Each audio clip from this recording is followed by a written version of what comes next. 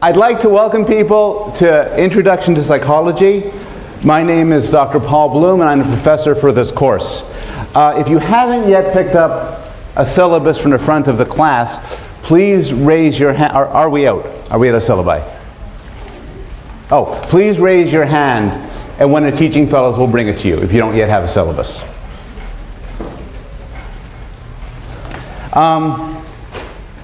The syllabus is also available on this website. This website will become important to you should you choose to take this class. It will include the syllabus, which will occasionally be revised well in advance. Also, all of the class material will be on this site, including copies of the slides I'm presenting, including these slides right now, practice exams, and any details on the written assignments. So you'll need to use this website regularly to keep in touch with the course. Today will be a short class. What I just want to do today is orient you, tell you what this course is about. I know this is shopping period, and I want to give you a good sense of what you'd be in for if you took this course. I want to go over the style of the classes, the evaluation, the readings, and so on, and then give some examples of some of the specific topics that we'll be covering. But before I get started, I have to point out something a little bit unusual about this class. We are being filmed. This course is one of 7 courses chosen to begin the Yale University Open Educational Resources Video Lecture Project. And what this means is that when the year is over, these videos will be available on the internet free for anybody who wants to see them. And ideally will be accessed by people across many different countries, some who would not normally have access to a university education. I see this as a good and honorable use of Yale's resources, and of course it's also part of Yale's plan for world domination. So because of this, a Yale University production team from the Center of Media Initiatives is going to be taping all the class lectures, and they're up there. The idea is that this should be as unobtrusive as possible, and the classroom experience should essentially be the same as if they're not there. So it's their intention to tape the lectures, to tape me and sometimes the slides, but not tape your faces or voices, so we're not having you sign release forms. 2 things. One thing is, personally, I have to remind myself not to use profanity, because children may be watching, so I'll try not to do that. There's also another complexity. If you are in the front row, or the second row, or the third row, it is possible that some part of your head, your back, or even your face might end up on film. If you are in the witness protection program, or you're some sort of fugitive, you probably don't want to sit in the front row. I'll give them, if people want to unobtrusively kind of slide back, that's fine as I'm talking. Okay, we're ready. So I'd like to welcome people to this course, Introduction to Psychology. My name is Dr. Paul Bloom. I'm professor of this course. And what this is going to be is a comprehensive introduction to the study of the human mind. So we're going to cover a very, very wide range of topics, including brains, children, language, sex, memory, madness, discuss racism and love, and many others. We're going to talk about things like the proper explanation for differences between men and women, the question of whether animals can learn language, the puzzle of what grosses us out, the problem of why some of us eat too much and what we could do to stop, the question of why people go crazy in groups, research into whether you can trust your childhood memories, research into why some of us get depressed and others don't. The style of this is there'll be 2 lectures a week, as well as course readings. Now, to do well in the course, you have to attend both the lectures and do the readings. There will be some overlap. In some cases, the lectures will be quite linked to the readings, but there will be some parts of the readings that will not find their way into the lectures, and some lectures, some entire lectures, that will not connect at all to the readings. So, to pursue this course properly, you have to do both. What this means is that if you miss a class, you need to get notes. And so you should get them from a friend or from the person sitting next to you. The slides are going to be made available online. So one of the things you don't have to do is you don't have to write this down. You take notes any way you choose, but if you don't get anything on there, it'll be available online. I'm going to post it in a format which will be black and white and easy to print out. So you don't have to worry about this. But again, attending to the slides is not a substitute for attending class. There's a textbook, Peter Gray's Psychology, 5th edition. And there's also a collection of short readings, The Norton Reader, edited by Gary Marcus. It's an excellent textbook, it's an excellent collection, and you should get them both. They're available at Labyrinth Bookstore on York Street, or you can get them online.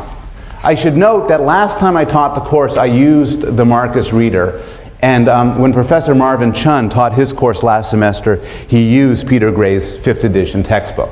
So there may be a lot of used copies floating around. You should feel free to try to get one of those. The evaluation goes like this. There is a midterm and there's a final. The final will not be held in the exam period because I like to take long vacations. It will be held the last day of class. The exams will be multiple choice and short answer, fill in the blank, that sort of thing. Prior to the exams, I will post previous exams online, so you have a feeling for how these exams work and so on. There will also be review sessions. Starting at the beginning of the 3rd week of class, that is not next week but the week after, on Monday, each Monday I'm going to put up a brief question or set of questions which you have to answer. And your answers need to be sent to your teaching fellow, and you'll be given a teaching fellow, assigned one, by Friday. This is not meant to be difficult. It's not meant to be more than 5-10 minutes of work. But the point of the question, 15-20 minutes of work. But the point of the question is to motivate people to keep up with the material and do the readings. These questions will be marked pass-fail. I expect most everybody to pass all of the questions. But it's just to keep you on track and keep you going. There's a book review, a short book review to be written towards near the end of the class. I'll give details about that later on in the semester. And there's also an experimental participation requirement. And next week I'll hand out a piece of paper describing the requirement. The point of the requirement is to give you all experience actually seeing what psychological research is about, as well as to give us hundreds of subjects to do our experiments on. The issue sometimes comes up as to how to do well in the course. Here's how to do well. Attend all the classes, keep up with the readings. Ideally, keep up with the readings before you come to class. And one thing I would strongly suggest is to form some sort of study groups, either formally or informally. Have people you could talk to when the prior to the exams, or she's patting somebody next to her. I hope you know him. And in fact, what I want to do, not this class, because it's shopping period, I don't know who's coming next class or what, but I'll set up a few minutes prior at the beginning of class for people just to introduce themselves to the person next to them, so they have some sort of resource in the class. Now, this is a large class, and if you don't do anything about it, it can be very anonymous. And some of you may choose to pursue it that way, and that's totally fine. But what I would suggest you do is establish some contact with us, either with me or with any of the teaching fellows, and I'll introduce the teaching fellows sometime next week. You could talk to us at the beginning or the end of class. Unless there's special circumstances, I always try to come at least 10 minutes early, and I'm willing to stay late to talk to people. You could come by during my office hours, which are on the syllabus, and you could send me email and set up an appointment. I'm very willing to talk to students about intellectual ideas, about course problems, and so on. And if you see me at some point just on campus, you could introduce yourself, and I'd like to meet people from this class.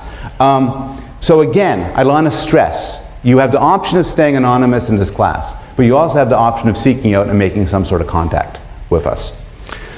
Okay, that's the formal stuff of the course. What's this course about? Unlike a lot of other courses, some people come to intro psychology with some unusual motivations. Maybe you're crazy and hope to become less crazy. Maybe you want to learn how to study better, improve your sex life, interpret your dreams, and win friends and influence people.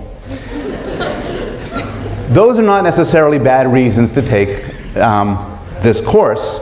And with the exception of the sex part, this course might actually help you out with some of these things. The study of scientific psychology has a lot of insights of real-world relevance to real problems that we face in our everyday lives. And I'm going to try, and when these issues come up, I'm going to try to stress them and make you try to think about the extent to which the laboratory research I'll be talking about can affect your everyday life. How you study, how you interact with people, how you might try to persuade somebody of something else, what sort of therapy works best for you. But the general goals of this course are actually, I think, even more interesting than that.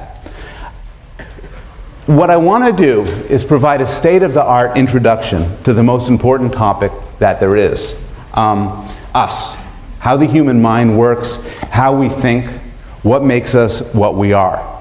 And we'll be approaching this from a range of directions. So traditionally, psychology is often broken up into the following, into 5 sub-areas. Neuroscience, which is the study of the mind by looking at the brain. Developmental, which is the area which I focus mostly on, which is trying to learn about how people develop and grow and learn. Cognitive, which is the one term of the 5 that might be unfamiliar to some of you, but it refers to a sort of computational approach to studying the mind, often viewing the mind on analogy with a computer and looking at how people do things like understand language, recognize objects, play games, and so on. There is social, which is the study of how people act in groups, how people act with other people.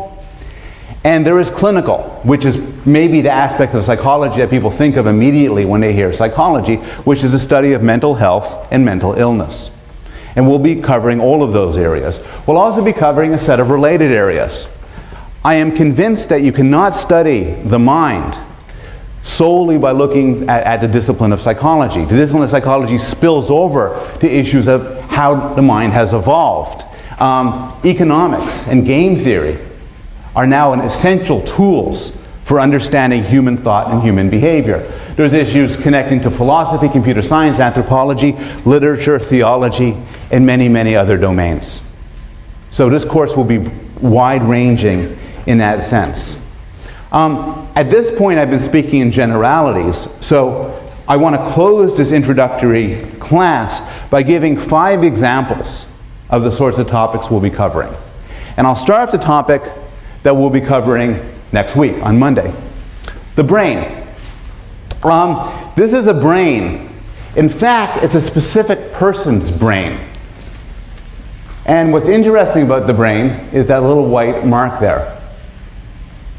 It's her brain. It's Terry Schiavo's brain. You recognize her more from pictures like that.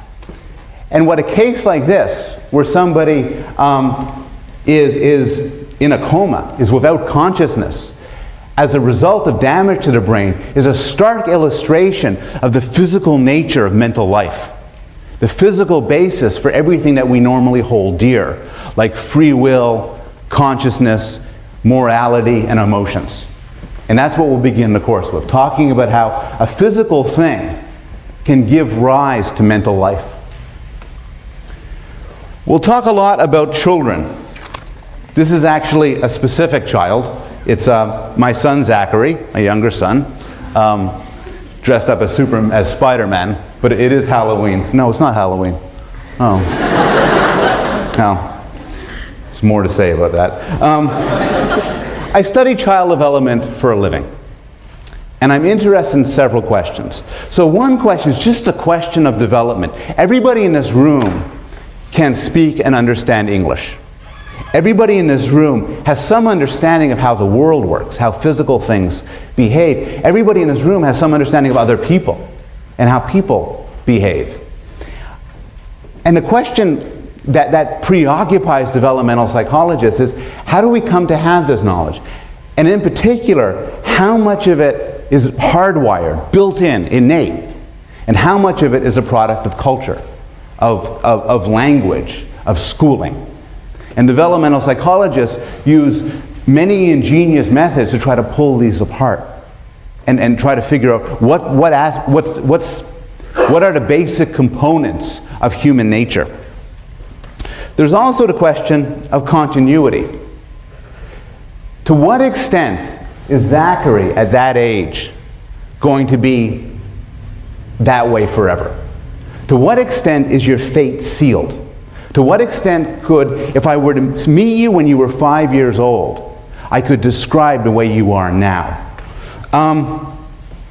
The poet William Wordsworth wrote, "The child is father to the man." And what this means is that you can see within every child the adult he or she will become.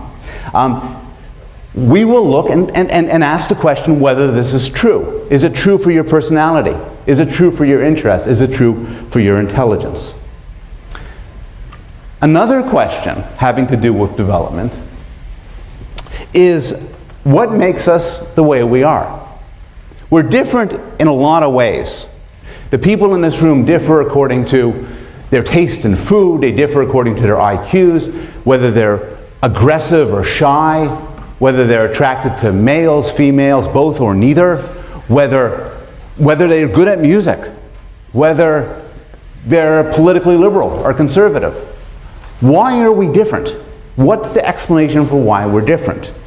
And again, this could be translated in terms of a question of genes and environment. To what extent are things the result of the genes we possess? To what extent are individual natures the result of how we were raised? And to what extent are they best explained in terms of an interaction? One common theory, for instance, is that we are shaped by our parents. This was best summarized most famously by the British poet Philip Larkin, who wrote, they mess you up, your mom and dad. They may not mean to, but they do. They fill you with the faults they had and add some extra just for you. Is he right? It's very controversial. It's been a series of a huge controversy in a popular culture to the extent to which parents matter. And this is an issue which will preoccupy us for much of the course. A different question: what makes somebody attractive?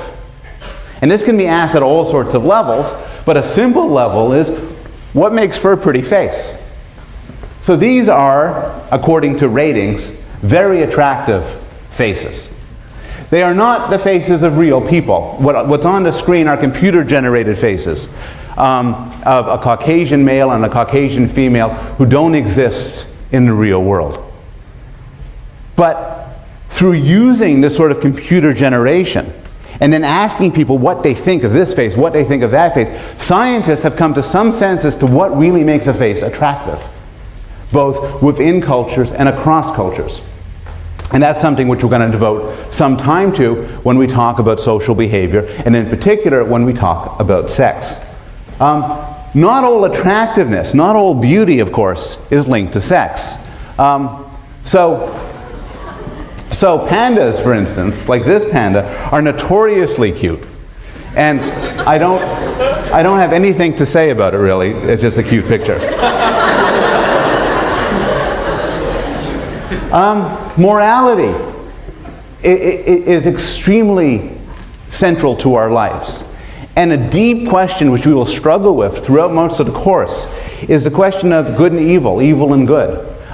These three pictures exemplify different sorts of evil, what you can call institutional evil, by somebody behaving cruelly towards somebody else, perhaps not due to malice, but because of the situation that she's in. It has a picture of Osama bin Laden, a mass murderer driven by a political cause. And then there's this guy on the bottom. Anybody know who he is? Ted Bundy. Who got that? Film that, man. No. Ted Bundy. Exactly. And that's like, before we get into the technical stuff, it's like crazy evil. And we're going to have to come to terms with why some people are like that.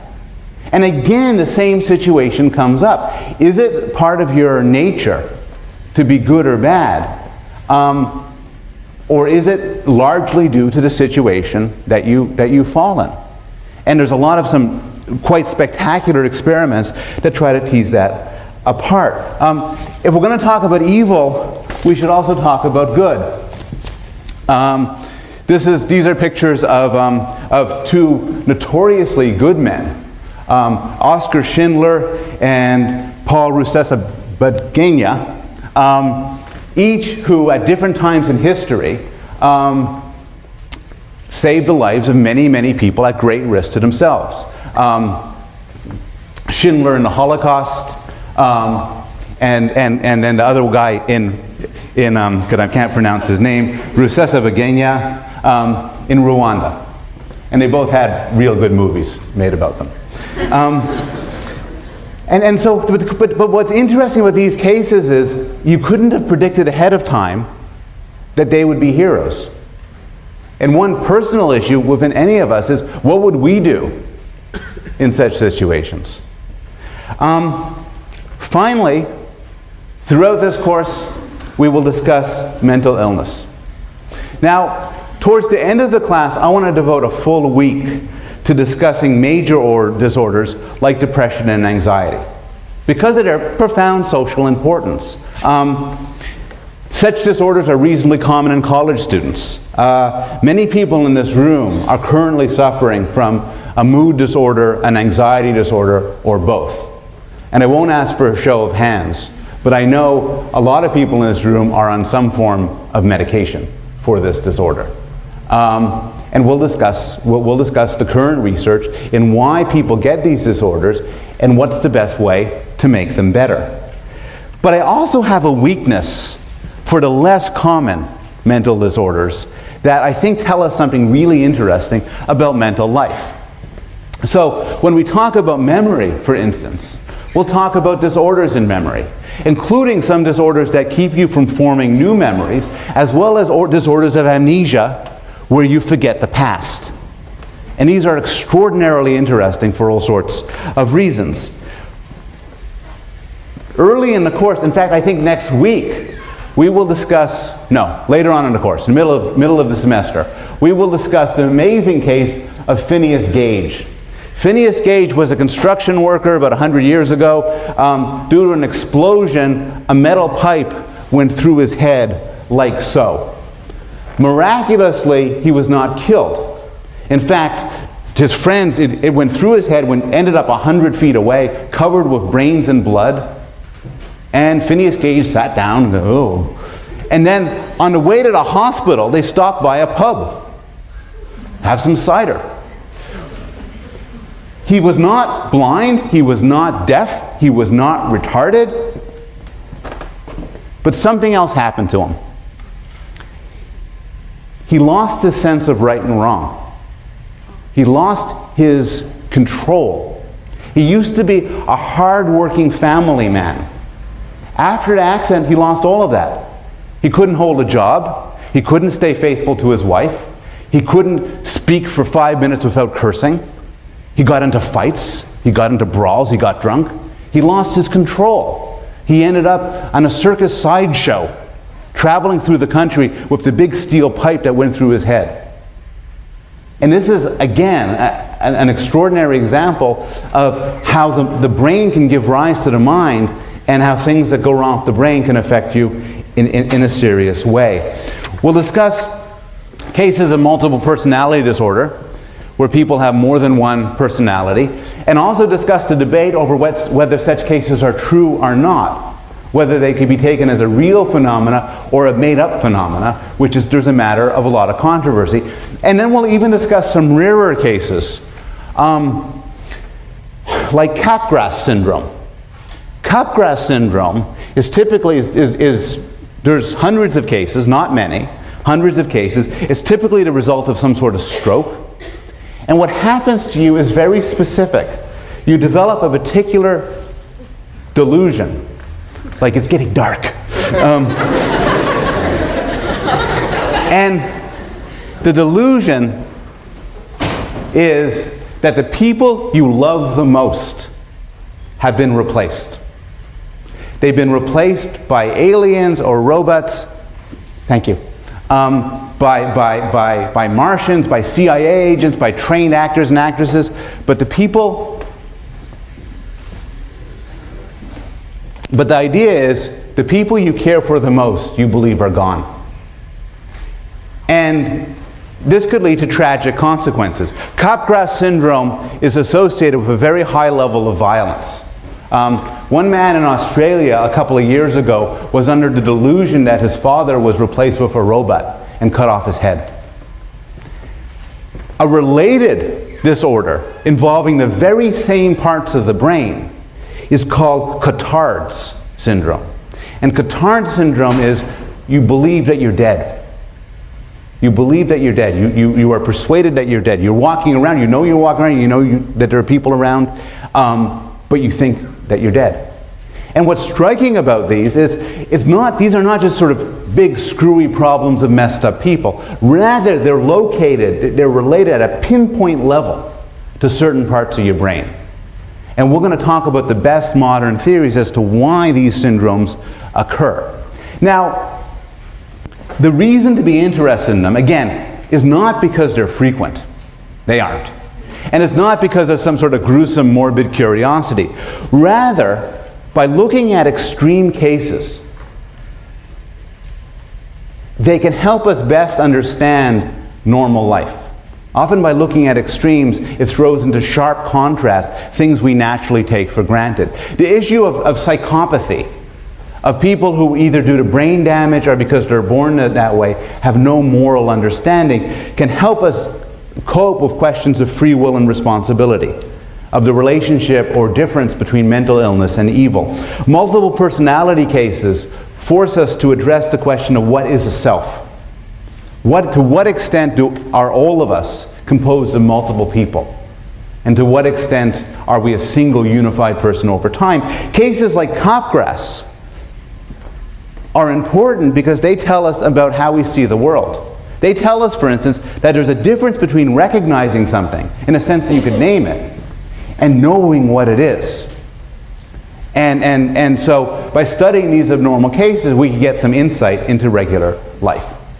So that's the end of the illustration of the example topics. The syllabus lists many more. I'll end by telling you that there's a lot of stuff that we'll be talking about, that I want to talk about, that I am not expert in. And fortunately, there is a community at Yale of the best scholars and teachers on the planet. And so it would be a shame for me not to use them to cover some of these issues. And so I'm going to include 4 guest lecturers. The first one is Dr. Marvin Chun, who teaches the Introduction to Psychology course in the fall and is my competition. And he's going to give an amazing lecture on cognitive neuroscience, especially the cognitive neuroscience of faces. Dr. Susan Nolan-Huxema is the world's authority on depression, and in particular on sex differences in depression. And she's going to talk about this towards the end of the course. Kelly Brownell is going to talk, is the head of the Rudd Center, focuses on obesity, eating disorders, dieting, and he'll talk about the psychology of food. And finally, Dr. Peter Salovey, Dean of Yale College, is going to come to us on Valentine's Day and tell us everything he knows about the mysteries of love. All of these details are in the syllabus, and I'll stick around and answer questions. Hope to see you next week.